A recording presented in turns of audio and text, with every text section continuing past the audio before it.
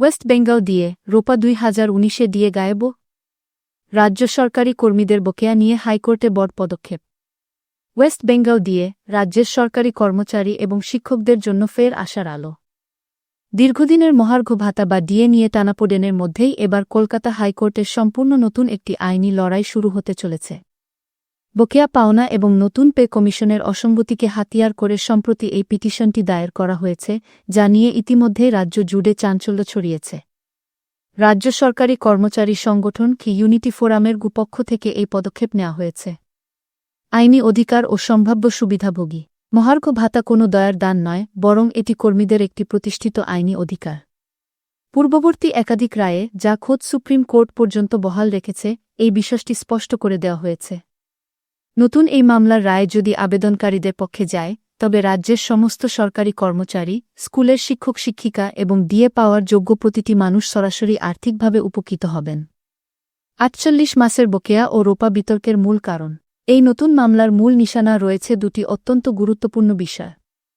প্রথমত, ২০১৬ সালের জানুয়ারি থেকে শুরু করে ২০১৯ সালের ডিসেম্বর পর্যন্ত দীর্ঘ ৪৮ মাসের মহার্ঘ ভাতার কোনো হিসাব সরকার দেয়নি বলে অভিযোগ করা হয়েছে।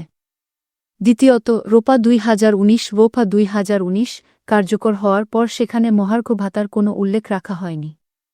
মামলাকারীদের জোরালো দাবি, বর্তমান ডিএকে অবিলম্বে এই নতুন পে কমিশনের অন্তর্ভুক্ত করতে হবে। সুপ্রিম কোর্টের মামলা এবং সর্বভারতীয় সূচক। অনেকের মনে প্রশ্ন জাগতে পারে যে, শীর্ষ আদালতে তো ইতিমধ্যেই একটি মামলা চলছে, তাহলে এই নতুন মামলার প্রাসঙ্গিকতা কোথায়? আইনজীবীদের মতে, যেহেতু এই নির্দিষ্ট ৪৮ মাসের বকেয়া নিয়ে কোনো সুরাহা হয়নি, তাই এই দাবিটি সম্পূর্ণ আইনিভাবে বৈধ এবং এর সাথে শীর্ষ আদালতের পুরনো মামলার কোনো সরাসরি সংঘাত নেই। পাশাপাশি এই পিটিশনের সর্বভারতীয় ভোক্তা মূল্য সূচক (একপি) অনুযায়ী ডিএ প্রদানের দাবি তোলা হয়েছে। এই সূচকটি সমগ্র দেশের জন্য অভিন্ন।